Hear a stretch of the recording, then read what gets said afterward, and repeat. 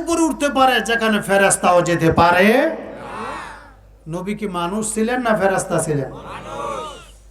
এক জায়গায় জিব্রাইল ফেরেশতা বললেন, ইয়া রাসূলুল্লাহ, এখন থেকে শুধু আপনি আর আপনার প্রভু। ওই জায়গা থেকে যদি সামান্য পরিমাণ, চুল পরিমাণ আমি জিব্রাইল যদি অগ্রসর হই, আল্লাহর কসম, আল্লাহ নূরের তাজাল্লিতে আমি জিব্রাইল জ্বলে পুড়ে ছারখার হয়ে যাব।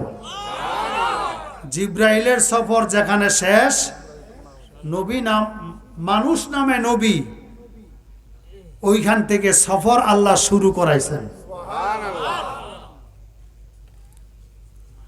মানুষ এত উপরে যায় যেখানে শয়তানও যায় না, মানুষ এত নিচে নামে যেখানে শয়তানও থাকে না। কেমনে? নবী তো মানুষ ছিলেন, ঠিক না? এত উপরে গেছেন যেখানে জিব্রাইলও যাইতে পারেন নাই। মানুষ আবার এত নিচে যায় যেখানে আপনার শয়তানও থাকে না। কেমনে? এই সমাজে, এই পৃথিবীতে মুসলমান নামক কিছু মানুষ আমরা সমাজে বাস করি, তাদেরকে 5 ওয়াক্ত নামাজে মসজিদে পাওয়া যায় না, জুমার দিন পাওয়া যায় না, ঈদের দিন পাওয়া যায় না, এমনকি জানাজায় পাওয়া যায় না, অথচ তাদের প্রত্যেকটা জায়গায় পরিচয় হলো মুসলমান। ঠিক কিনা? একটা পাসপোর্ট করতে যায়, সেখানে তার পরিচয় মুসলমান। ভিসা যখন আসে, সেখানে তার পরিচয় মুসলমান। যখন একটা আইডেন্টি কার্ড করে, পরিচয়পত্র করে, সেখানে তার পরিচয় হলো মুসলমান। যখন কোনো এক জায়গায় তার পরিচিতি দেওয়া হয়, তখন তার পরিচয় আসে মুসলমান। অথচ ওই লোকটাকে মসজিদে কোনোদিন পাওয়া যায় না, এমন মুসলমান এই সমাজে আছে না নাই? অথচ বলা হয়েছে, মান তারাকা সালাত মুতাআম্মিদান ফাকাদ কাফারা। যে ব্যক্তি ইচ্ছাকৃতভাবে 1 ওয়াক্ত নামাজ কাজা করলো, ছেড়ে দিল, তার এই কাজটা যেন কুফুরি হয়ে গেল। এখন ওই লোকটাকে যদি আপনি হাদিসের ভাষায় যদি তাকে কুফুর বলেন, কাফের বলেন, তাহলে মারামারি হবে কি হবে না? জোরে বলেন, হবে কি না? অথচ আমার বন্ধুগণ, আমরা এগুলিকে মামুলিক ব্যাপার মনে করি, কোনো গুরুত্বই দেই না। আল্লাহর নবী এই মাসে মেরাজ করেছিলেন, আর আমার বন্ধুগণ, আল্লাহ সুবহানাহু ওয়া তাআলা নবীর মাধ্যমে আমাদের উপর নামাজ ফরজ করে দিয়েছেন। সুবহানাল্লাহ, জোরে বলেন। আমার বন্ধুগণ, আল্লাহ সুবহানাহু ওয়া তাআলা নবীকে দাওয়াত করলেন, সুবহানাল্লাযী আসরা বিআবদিহি লাইলাম মিনাল মাসজিদিল হারাম ইলাল মাসজিদিল আকসা। কার কথা? আল্লাহ তাআলা নবীকে দাওয়াত করলেন, নবী গো আসেন। আল্লাহর নবী দাওয়াত কবুল করতে গিয়া ঊর্ধ্বগমন করলেন।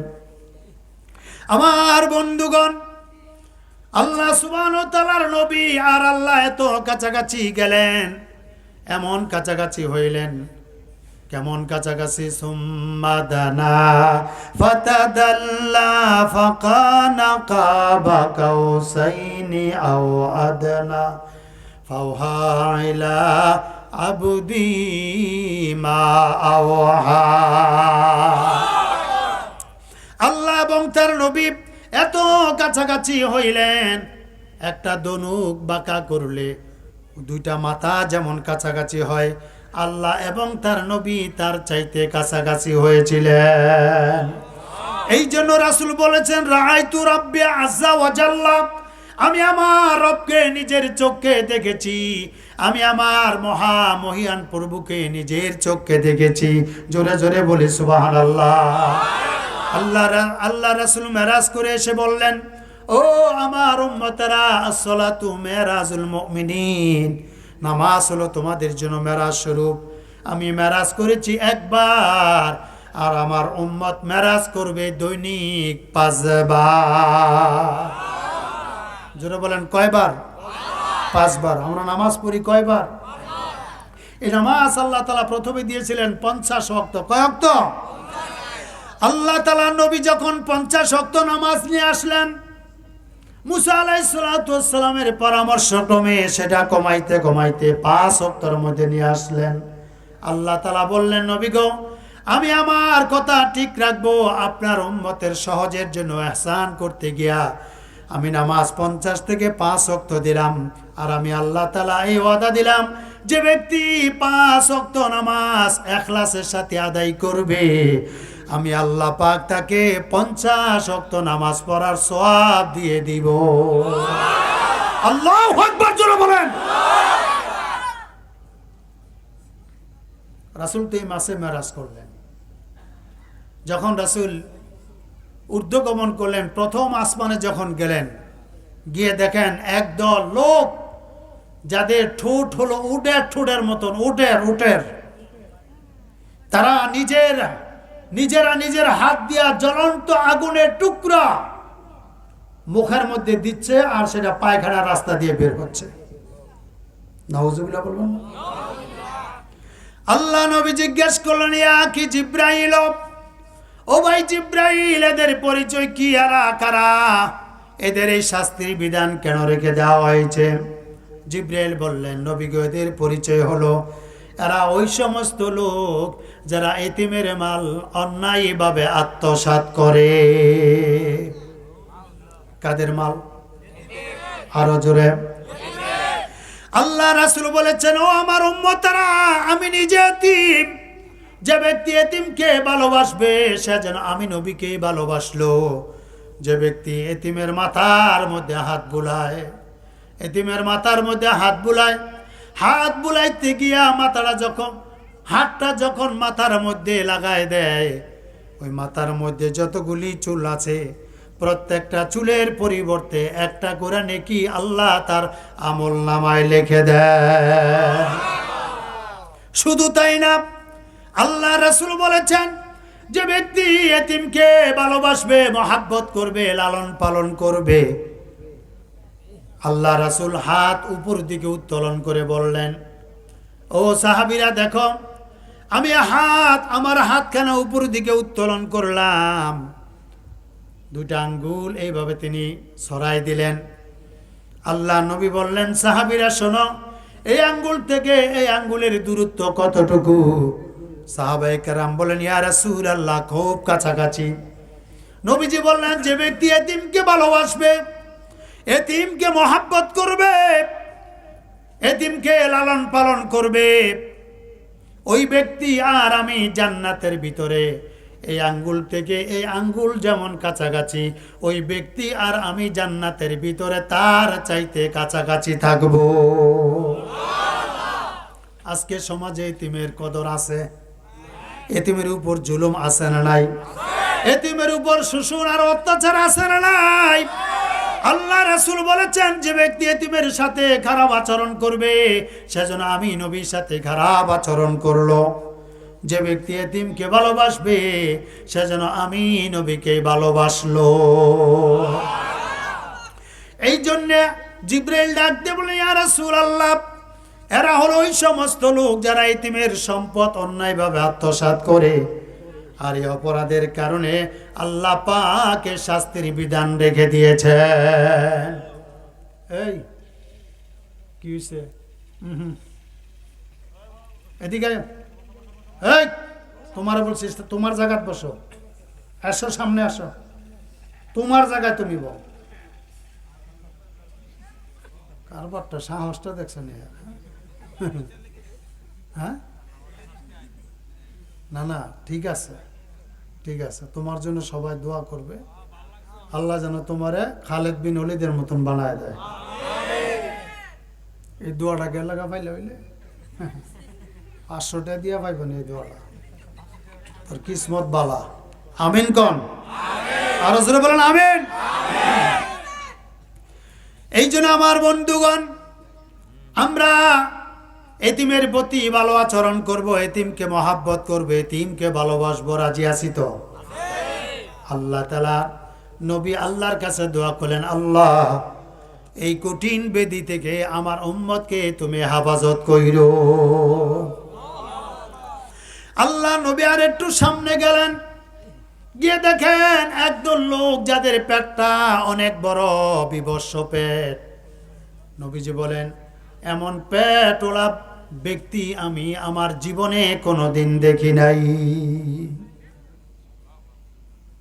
এদের অনেক বড় পেট, তাদের পেটের উপর দিয়া মানুষ রাস্তা বানাইছে, তাদের পেটের উপর দিয়া পাড়ায় পাড়ায় যায়, তাদের পেটের উপর দিয়া মানুষ চলাচল করে, তারা আর্তনাদ করে, চিৎকার মারে।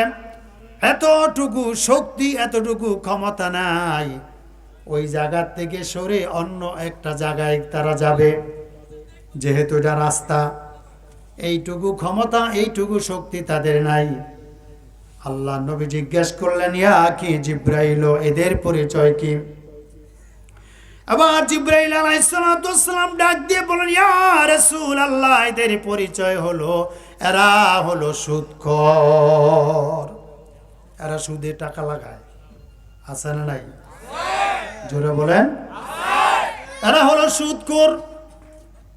সুদ খাওয়ার কারণে আল্লাহ পাকে শাস্তির বিধান রেখে দিয়েছেন। এদের পেটটা অনেক বড়, গলাটা চিকুন, মাথাটা ছোট, চেহারাটা বিবস্ত্র চেহারা, বড় বড় চোখ, নাকটা অনেক মোটা। একবার দেখলে খুব ভয় হয়। আল্লাহর নবী এই দৃশ্য দেখে নিজেই ভয়ে আতঙ্কিত হয়ে গেলেন। হায় হায় জিব্রাইল রে, এদের শাস্তির বিধান কোন অপরাধের কারণে রাখা হয়েছে?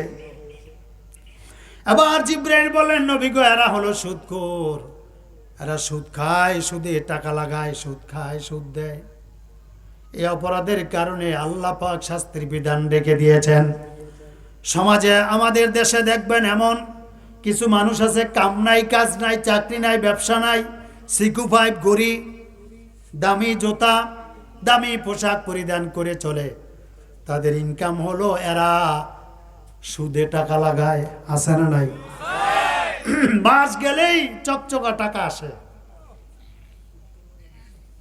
আমার বন্ধুগণ, খাইতে খাইতে পেটটা অনেক বড় বানায় লাইছে।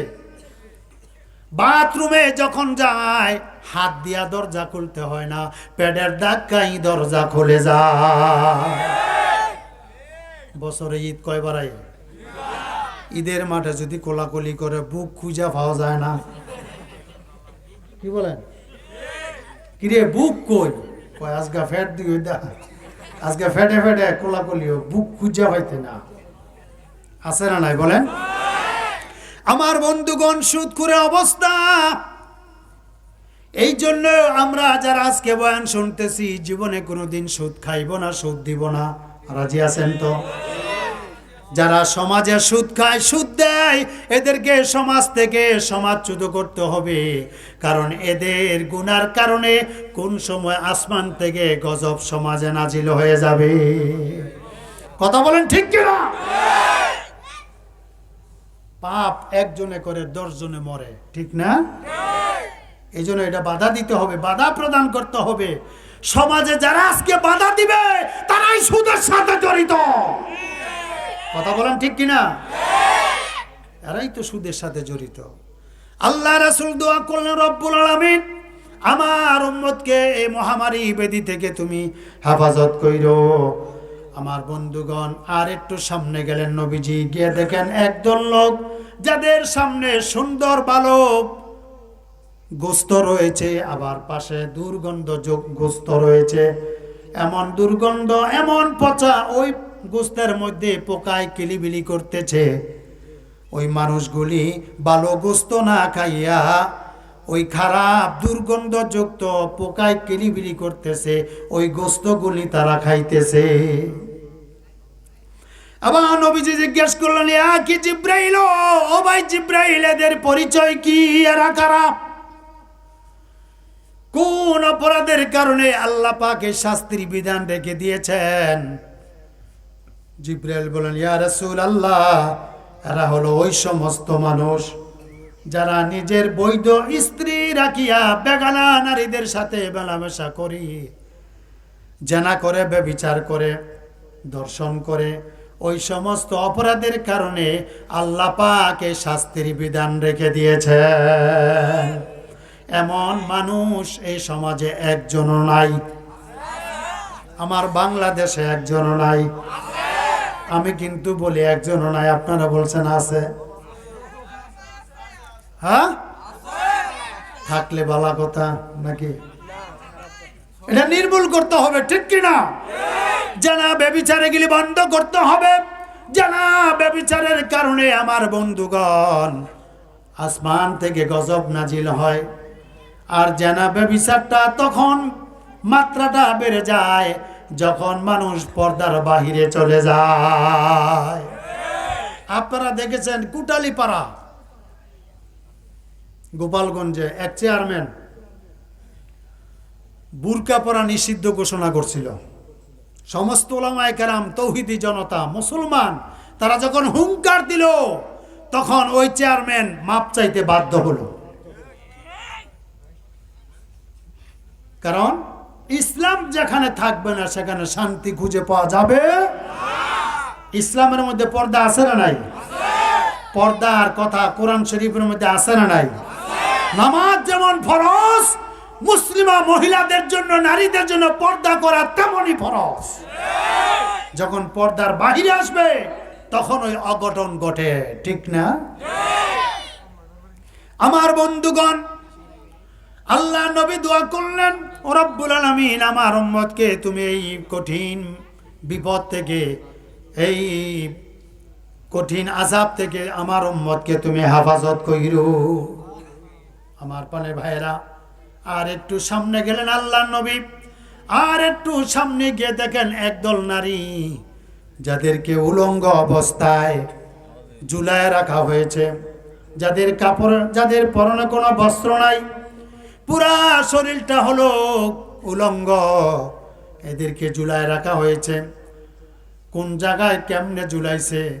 তাদের স্তনের মধ্যে রশি লাগাইয়া এদেরকে ঝুলাইয়া তারপরে তাদের শরীরের মধ্যে বেত্রাঘাত করা হচ্ছে।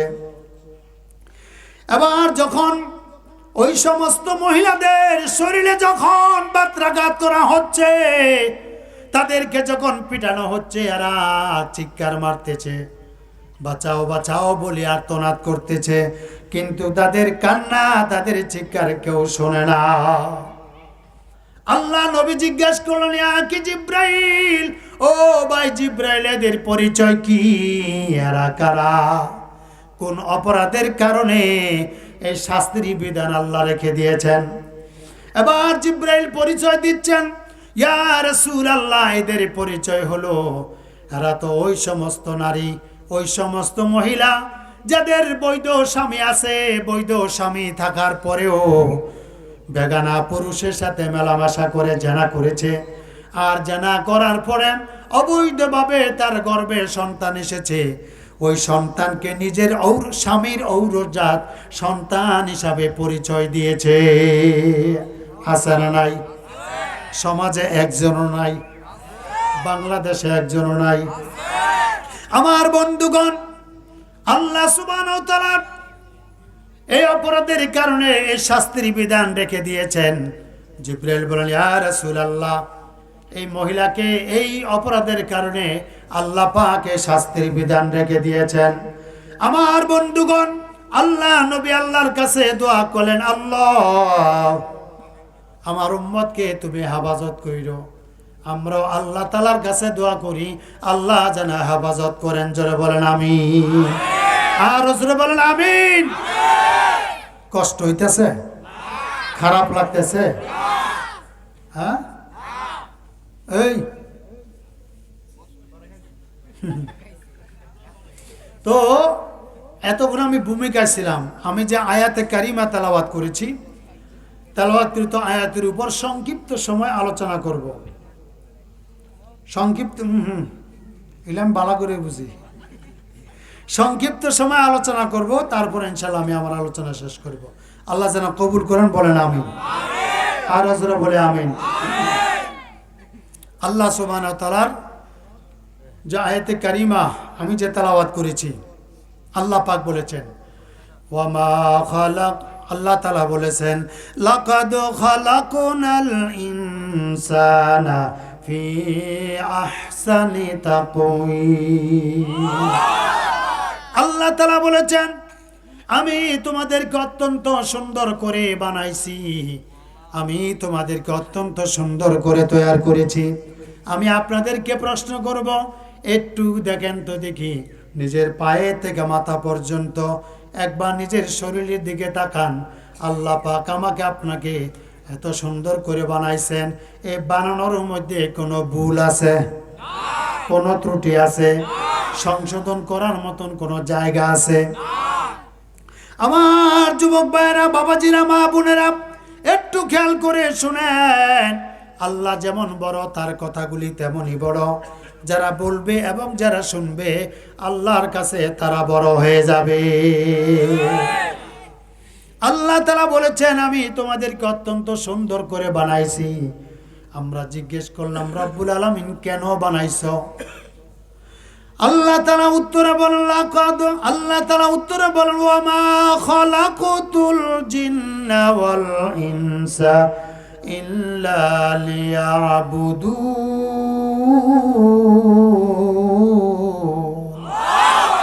আমি জিন আর ইনসান কেবলমাত্র শুধুমাত্র একমাত্র আমার ইবাদতের জন্য বানাইছি। এবার আমরা যদি জিজ্ঞেস করি রব্বুল আলামিন, বুঝতে পেরেছি তুমি আমাদেরকে অত্যন্ত সুন্দর করে বানাইছো, তোমার ইবাদত করার জন্য বানাইছো। এইবার জিজ্ঞেস করি তোমার ইবাদত করলে তুমি আমাদেরকে কি দিবা?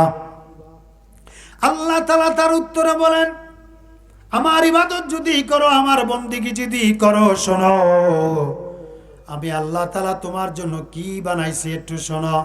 ফাদখুলি ফি ইবাদি ওয়াদখুলি জান্নাতি। আমার ইবাদত যদি করো, আমার বন্দেগী যদি করো, আমি আল্লাহ পাকের পক্ষ থেকে ওয়াদা, আমি আল্লাহ তোমাদেরকে জান্নাত দিয়ে দিব। দাও আমাকে আর তুমি জান্নাতি পথের সুখ ঠিকানা। আমিন কোন? আরো জোরে বলেন। কোন পথে আছে তোমারি যা, সেই পথ আমার নেই তো জানা। দাও আমাকে আর তুমি জান্নাতি পথের সুখ ঠিকানা। আমিন বলেন। জীবনের দিনগুলো হেলাই খেলাই কেটে গেছে দুনিয়াবি বহু ঝামেলা, ঠিক কিনা? জীবনের দিনগুলো হেলাই খেলাই কেটে গেছে দুনিয়াবি বহু ঝামেলায়। কবে হবে তোমার দিদার, ইশকে এলাহি ভাবি বারবার। কি হবে আমার শেষ পরিণতি, বলে দাও আজ তুমি তার ঠিকানা। বলে দাও আজ তুমি তার ঠিকানা। দাও আমাকে আর তুমি জান্নাতি পথের সুখ ঠিকানা। আরো চিল্লায় বলেন আমিন। আমার বন্ধুগণ, আল্লাহ তাআলা বলেছেন আমার ইবাদত যদি করো, আমি আল্লাহ খুশি হয়ে তোমাদেরকে জান্নাত দিব। এবার যদি জিজ্ঞেস করি রব্বুল আলামিন ওই জান্নাতে যারা যাবে তারা কতদিন থাকবে? আল্লাহ তাআলা বলেন খালিদিনা ফিহা আবাদান আবাদা। আমি আল্লাহ তাআলা যখন জান্নাতীদেরকে জান্নাতের ভিতরে নিব, ওই জান্নাত থেকে আর কোনোদিন বের করে আনবো না, তারা সেখানে চিরদিন থাকবে। জোরে বলি সুবহানাল্লাহ। ওই জান্নাতে আমরা যেতে চাই কি চাই না? আরো জোরে বলেন চাই কি চাই না? জান্নাতে যেতে হলে জান্নাতে যাওয়ার রাস্তা আমাদেরকে খুঁজে বের করতে হবে।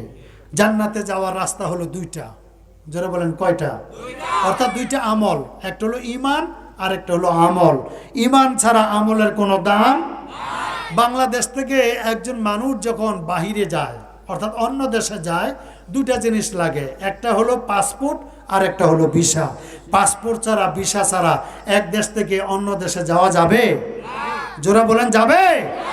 এইটা যদি সত্য হয়, ঈমান আর আমল ছাড়া জান্নাতে যাওয়া সম্ভব। এই জন্য আমার বন্ধুগণ, প্রথমে আমার ঈমানকে মজবুত করতে হবে, ঈমানটাকে শক্তিশালী করতে হবে। এক কাপ চায়ের বিনিময়ে ঈমানকে বিক্রি করা যাবে না, ঠিক কিনা জোরে বলেন? ঈমানের অনেক দাম।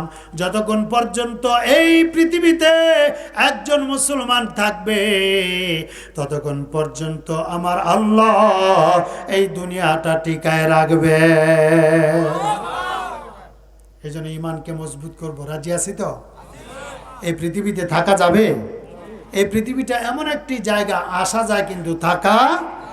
পৃথিবীতে কেউ স্থায়ী হয় না, পৃথিবীতে কেউ স্থায়ী হয় না, হোক না সে ফেরাউন কিবা নমরুদ, কেউ ববে চিরকাল রয় না, কেউ ববে চিরকাল রয় না।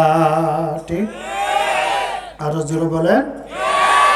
আল্লাহ পাক বলেছেন, কুল্লু নাফসিন যায়কাতুল মাউত সুম্মা ইলাইনা তুরজাউন।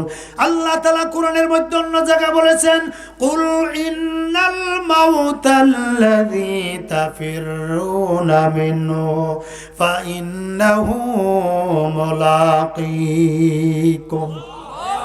কার কথা? আরো জোরে বলেন। মৃত্যুর হাত থেকে আমি আপনি ইচ্ছা করলেও বাঁচতে পারবো না। এই পৃথিবীতে একজন নামকরা মানুষদের মধ্যে একজন ছিল, আপনার যুব সমাজকে খুব নাচাইতো মাতাইতো, যার নাম ছিল মাইকেল জ্যাকসন। এই মাইকেল জ্যাকসনের ইচ্ছা ছিল এই পৃথিবীতে 150 বছর বাঁচবে। কত বছর? আওয়াজ দিতে হবে, কত বছর? 150 বছর বাঁচবে।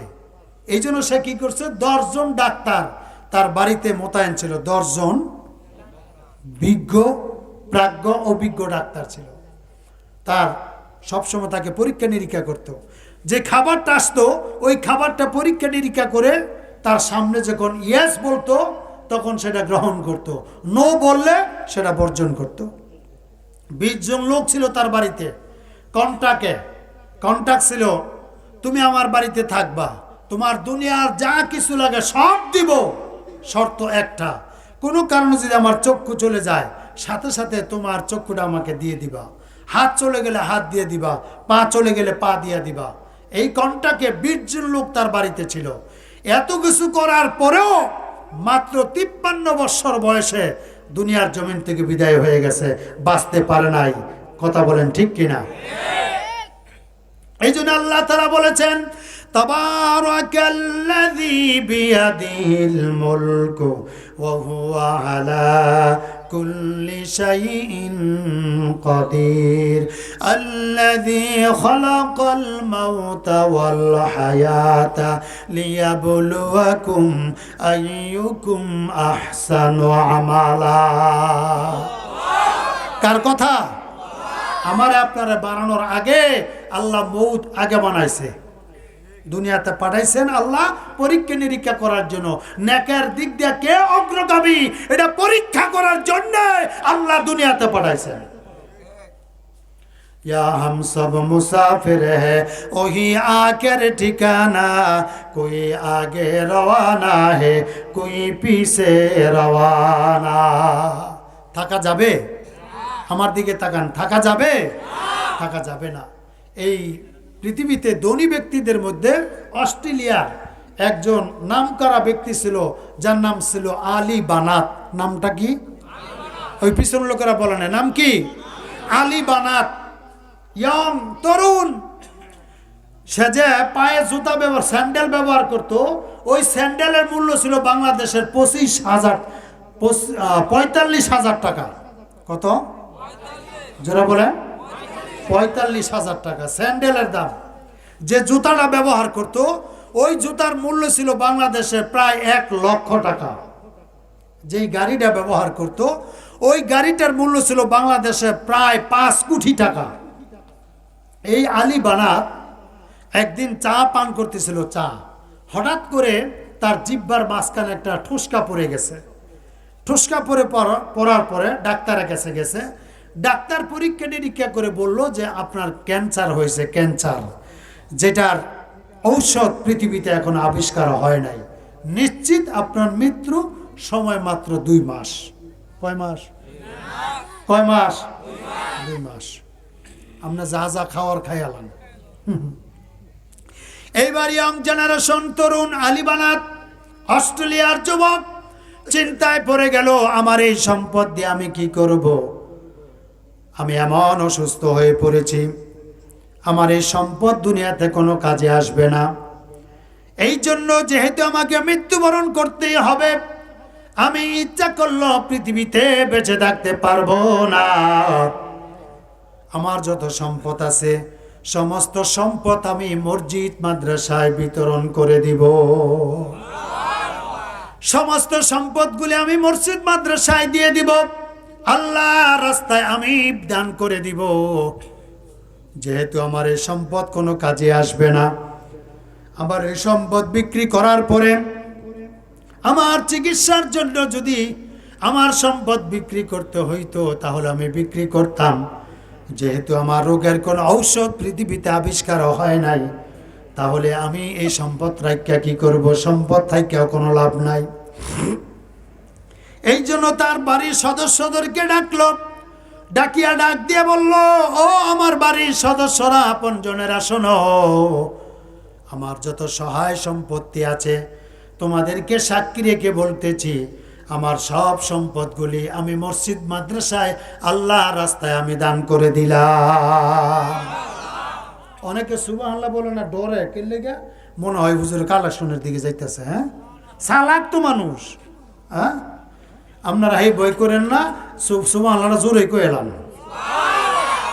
এরপরে পিছন লোকেরা কইছে না। এরা কি মনে করতেছে আল্লাহ সুবহানাল্লাহ জোরে বলেন। আমার বন্ধুগণ এইবার আলী বানাতকে বলল, ও আলী বানাত, 1 থেকে 2 মাস তুমি বাঁচবা। এই ঘোষণা যখন শুনলো, এইবার যুবক কি করলো? লম্বায় সেজদায় পড়ে গেল। আল্লাহু আকবার।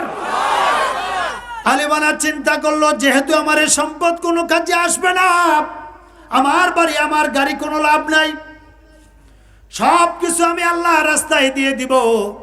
জীবনে যত ভুল করে ফেলেছি আল্লাহর কাছে তওবা করব, আর আমি লম্বা লম্বা সেজদা দিব, আমি আল্লাহর কাছে মাপ চাইব, ক্ষমা চাইব।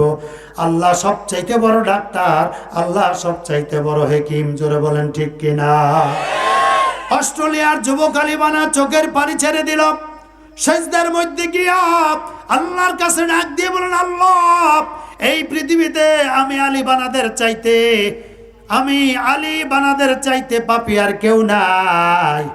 আমি সব চাইতে বড় পাপী, আমি সব চাইতে বড় গুনাহগার। ও দয়ার আল্লাহ, তোমার রহমত অনেক বেশি, তুমি আমাকে মাফ করে দিতে পারো, এই ক্ষমতা তোমার আছে। আমি আলী বানাতকে যদি তুমি মাফ করে দাও, তোমার বিরুদ্ধে কেউ কিছু বলবে না। আর আমি আলী বানাতকে, আমি তোমার গোলামকে, আমি আলী বানাতকে যদি তুমি মাফ না করো, তোমার বিরুদ্ধে কেউ মামলা করতে পারবে না। ওই ক্ষমতা পৃথিবীর কোন মানুষের নাই। আছে? এই জোরে বলেন, আছে? রব্বুল আলামিন, আমি তোমার গোলাম, তোমার বান্দা, তোমার কাছে মাপ চাই, তুমি আমাকে মাফ করে দাও। আমার যত সম্পদ আছে সব সম্পদ আমি তোমার রাস্তায় বিলাই দিয়েছি, তোমার রাস্তায় আমি দান করে দিয়েছি। আমি আলী বানাতকে তুমি মাফ করে দাও। এবার আলী বানাত লম্বা লম্বা সেজদা দেয়।